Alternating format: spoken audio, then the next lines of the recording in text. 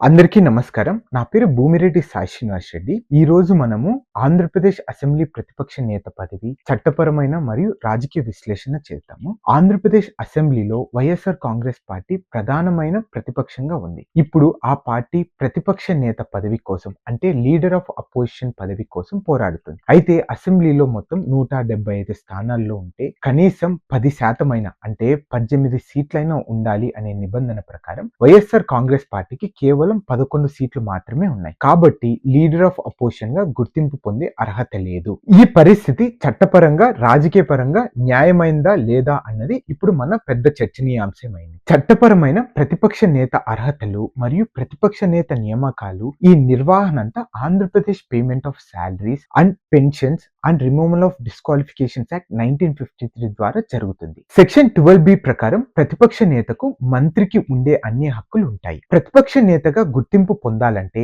అసెంబ్లీలో అత్యధిక స్థానాలు కలిగిన ప్రతిపక్ష పార్టీ అవ్వాలి. మన దేశంలో ప్రతిపక్ష నేత హోదా గురించి అమలు అవుతున్న నిబంధనల ప్రకారం మొత్తం అసెంబ్లీలో 10% సీట్లు ఉండాలి. వైఎస్ఆర్ కాంగ్రెస్ పార్టీకి మాత్రం కేవలం 11 సీట్లు మాత్రమే ఉన్నందున ప్రతిపక్ష నేతగా గుర్తింపు పొందే అర్హత లేదు. ఇప్పుడు మనం చరిత్రలో ఇటువంటి ఉదాహరణల గురించి తెలుసుకుందాం. ఈ సమస్య మనకు కొత్తేమి కాదు. గతంలో కూడా ఇటువంటి సంఘటనలు చాలా జరిగాయి. ముందుగా 1991లో తమిళనాడు అసెంబ్లీలో డిఎంకే పార్టీకి 22.5% ఓట్లు వచ్చినా కేవలం 2 సీట్లు మాత్రమే వచ్చాయి. కనీస అర్హత లేకపోవడంతో ప్రతిపక్ష నేత పదవిని రాలేదు. మన అందరికీ తెలుసు 2014 లోక్సభ ఎన్నికల్లో కూడా రాహుల్ గాంధీ గారికి లీడర్ ఆఫ్ అపోజిషన్ అనేది రాలేదని. ఆ రోజు కాంగ్రెస్ పార్టీకి 44 సీట్లు వచ్చినప్పటికీ ఎల్ఓపి అవ్వాలంటే 55 సీట్లు కావాలి. కాబట్టి స్పీకర్ గారు ప్రతిపక్ష నేతగా గుర్తించలేదు. కానీ అతనికి మెయిన్ లీడర్ ఆఫ్ అపోజిషన్ గా గుర్తించి ఆ రోజు కాంగ్రెస్ పార్టీకి ఇవ్వాల్సిన సమయము అంటే 44 సీట్లకు ఇవ్వాల్సిన సమయము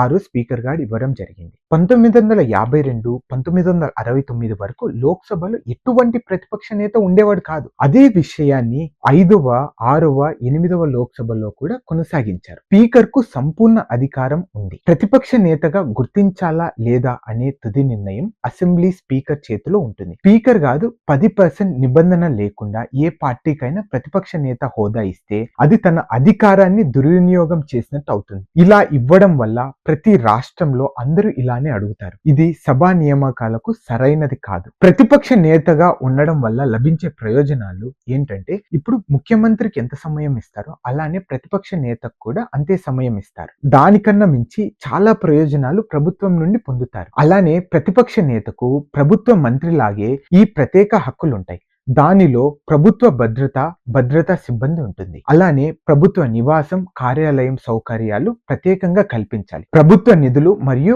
ప్రయాణ మరియు ఇతర అలవెన్సులు కూడా ప్రతిపక్ష నేతకు సపరేట్ గా ఇవ్వాల్సిందేది ఉంటుంది. అయితే కనీస అర్హత లేకుండా ఈ హక్కులను ఒక సాధారణ ఎమ్మెల్యేకి ఇవ్వడము ప్రజాస్వామ్య న్యాయాన్ని విస్మరించడమే అవుతుంది. ఇప్పుడు మనము అసెంబ్లీ బహిష్కరణ సరైన మార్గమా లేదా అనే దాని గురించి చర్చించుకుందాం. వైఎస్ఆర్ కాంగ్రెస్ పార్టీ మా నేతకు లీడర్ ఆఫ్ అపోజిషన్ గా గుర్తించకపోతే అసెంబ్లీకి హాజరు కాము అని ప్రకటించింది. కానీ తాను ఈ రోజు తను అసెంబ్లీకి వస్తాననే నిర్ణయాన్ని మేము రాష్ట్రమంతా ఆహ్వానిస్తున్నాం. ఇక్కడ ఒక చిన్న ముఖ్యమైన ప్రశ్న వస్తుంది. ఎమ్మెల్యేగా పోటీ చేసి గెలిచి అసెంబ్లీకి రాకపోతే ఆ నియోజకవర్గ ప్రజల సమస్యలు ఎవరు వినిపిస్తారు? ప్రజాస్వామ్యంలో ప్రజల గలం అసెంబ్లీలో వినిపించాల్సింది, బయట సభల్లో కాదు. ప్రతిపక్ష పార్టీ ప్రభుత్వం తీసుకునే నిర్ణయాలను ప్రశ్నించాలి. ప్రతిపక్ష పార్టీ గొప్పతనాన్ని గురించి మీ అందరికి వివరిస్తాను. ప్రతిపక్ష పార్టీ ప్రభుత్వం తీసుకునే నిర్ణయాలను ప్రశ్నించాలి, అసెంబ్లీలో మాట్లాడాలి, ప్రజా సమస్యలను అధికారిక రికార్డుల్లో నమోదు చేయించాలి. అసెంబ్లీలో రావడం మానేయడం ప్రజాస్వామ్య వ్యతిరేకత చర్య. ఇక్కడ మనం కూడా ఒకటి గుర్తించాల్సింది ఏంటంటే జగన్మోహన్ రెడ్డి గారికి లీడర్ ఆఫ్ అపోజిషన్ ఇవ్వడము ప్రజాస్వామ్య నిబంధనలు ఏకపక్షంగా మార్చబడాలి. అలానే వైఎస్ఆర్ కాంగ్రెస్ పార్టీకి 39.7% ఓట్లు సంపాదించిన అసెంబ్లీలో ఎల్ఓపికి అర్హత సాధించలేదు. ప్రజాగలం అసెంబ్లీలో వినిపించాలంటే ప్రతిపక్షం తప్పనిసరి. అసెంబ్లీలో సభ్యులుగా ఉన్న నాయకులు ప్రజల తరపున పోరాడాలి. కేవలం బహిష్కరణలు, బాయ్కాట్ల ద్వారా సమస్యలు పరిష్కరించలేరు. అలానే స్పీకర్ గారు కూడా 10% నిబంధనను కూడా అనుసరించాలి. ప్రతిపక్ష నేత పదవికి అర్హత లేనప్పుడు దాన్ని న్యాయస్థానాల్లో పోరాడడం కూడా నిష్ప్రయోజనం. వైఎస్ఆర్ కాంగ్రెస్ పార్టీ ఫ్యూచర్ లో కూడా అసెంబ్లీని బహిష్కరించుకోకుండా ప్రజా హక్కుల కోసం అసెంబ్లీలో పోరాడాలి. ప్రతిపక్ష నేతగా గుర్తింపు కోసం ప్రజాస్వామ్య నియమాలను మార్చమని అడగడం ప్రజాస్వామ్య విధ్వంసానికి దారితీస్తుంది. ప్రజాస్వామ్య వ్యవస్థను కాపాడుకుందాం, ప్రజల గళాన్ని అసెంబ్లీలో వినిపిద్దాం అనే నినాదాన్ని ఈ రోజు ప్రతిపక్ష నేత అయిన జగన్మోహన్ రెడ్డి గారు ఆలోచించి తప్పకుండా అసెంబ్లీకి హాజరై ప్రజల తరపున గళం విప్పాలని కోరుకుంటున్నాను. Thank you.